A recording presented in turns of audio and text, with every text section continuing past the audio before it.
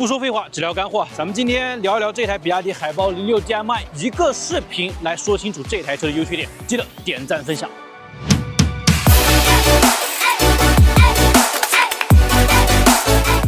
那第一个部分，外观你怎么看？其实一般情况下呢，我是很少去说车子的造型设计的。但是呢，网上很多人都在讨论这台车它的颜值到底怎么样，所以呢，我找了一些网友的观点来跟大家分享一下，比较有意思啊。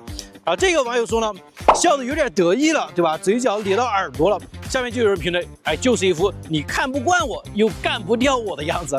还有网友更奇葩呀，海豹06的外观呢是在致敬雷军，来给你看组照片，别说还挺像，对不对？然后下面还回复了，这才是年轻人的第一辆车。哎，我觉得这个说的还是没有毛病的。当然了，网上也有很多人说，哎，海豹06 DM-i 它的前脸没有比亚迪秦 L 的好看，所以这两台车你们觉得谁的颜值更高一些呢？那外观部分呢，其实我还想说一点，就是这台车半封闭式的门把手，它能够降低风阻，而且做的又比较美观。最重要的是，它是机械的结构，不会像冬天的那种隐藏式的门把手弹不出来这种结构出现。所以我觉得这是目前新能源车门把手的最优解了。OK， 然后在第二个问题，空间够不够大？那咱们就到里面演示一下。我的身高呢是187，坐在后排大家可以看一下。然后其实相比秦 Plus DM-i 的话，整个空间的提升真的是挺明显的，尤其是头部空间。秦 Plus 我之前坐在上面是完全顶头了，现在头部空间很宽敞，包括腿部空间也挺宽敞的。其实最重要的是，其实这台车我觉得非常好的地方就在于它的细节设计上非常用心。我们举几个例子，首先第一点就是这一张座椅填充物特别软，然后我们坐下来的时候你会发现有明显的塌陷感。然后另外一点是什么？另外一点就是坐垫的长度，很多车为了让后排看起来空间更大，它的坐垫做的很短，但这台车坐垫做的特别长，而且衬托的角度也没什么问题。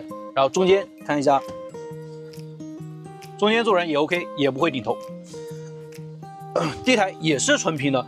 另外呢，想多提一句，就是海豹06 DM-i 里面的钢琴烤漆面板终于是用的很少了。我觉得这个比亚迪秦 Plus DM-i 车主是深有体会的，因为烤漆面板用太多的话，第一个反光，第二个就是它特别容易刮花，不好保养。现在这台车呢，用了很多的皮质啊，或者一些哑光色的塑料，整体的质感、高级感还有实用性都会好很多了。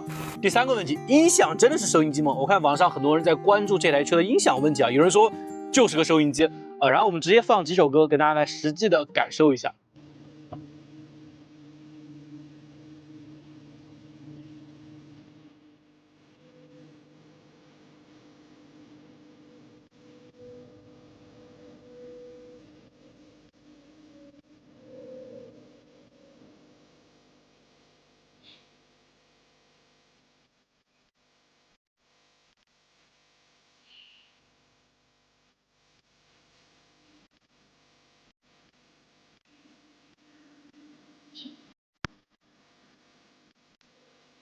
你们感觉怎么样？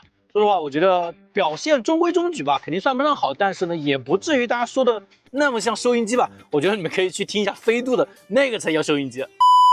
第四个问题，这台车它的隔音表现怎么样？然后胎噪到底明不明显了？我们把这台车开起来，带大家来体验一下。首先在城市道路上，我们直接开窗，大家对比一下。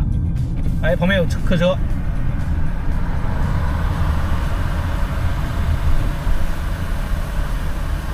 然后我们再关窗。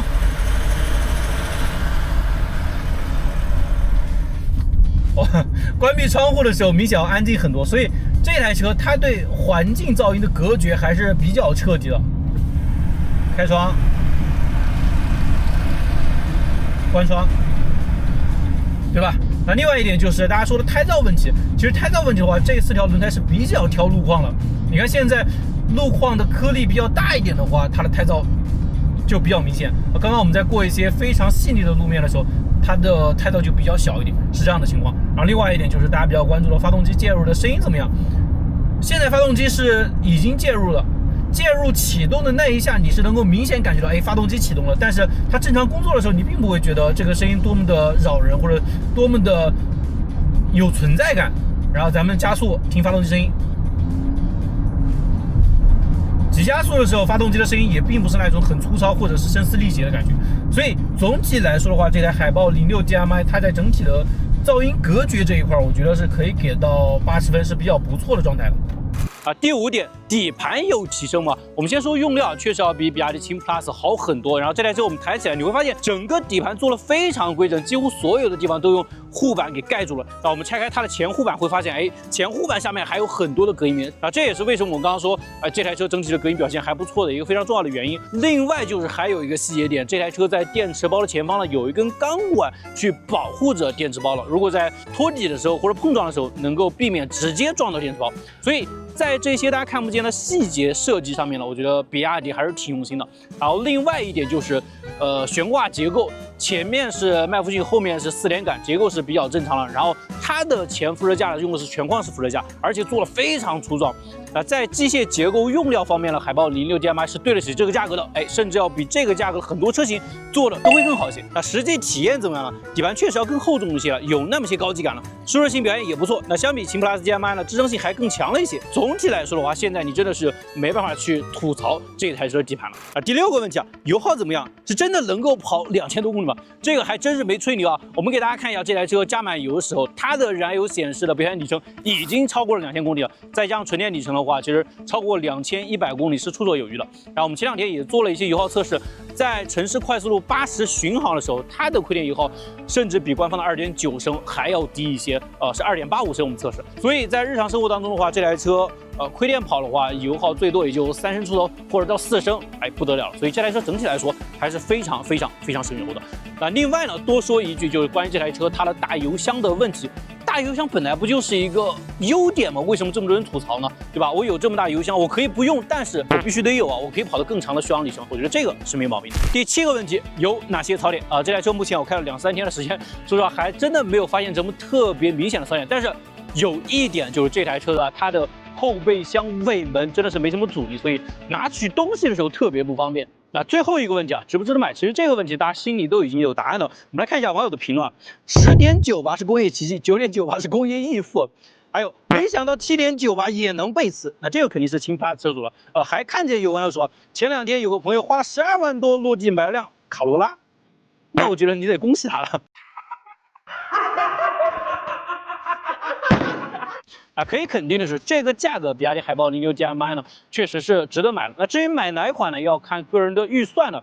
如果你预算还可以的话，那我个人推荐的就是次顶配的车型，12.98万的车型，是120公里长续航版本的。因为这个配置的车型，第一个续航够长，第二个就是它的驾驶辅助配置还有安全配置这一块呢，做的比较齐全。当然了，如果你的预算稍微少一点的话，想买一个长续航版的车型，你可以去考虑11.98万的。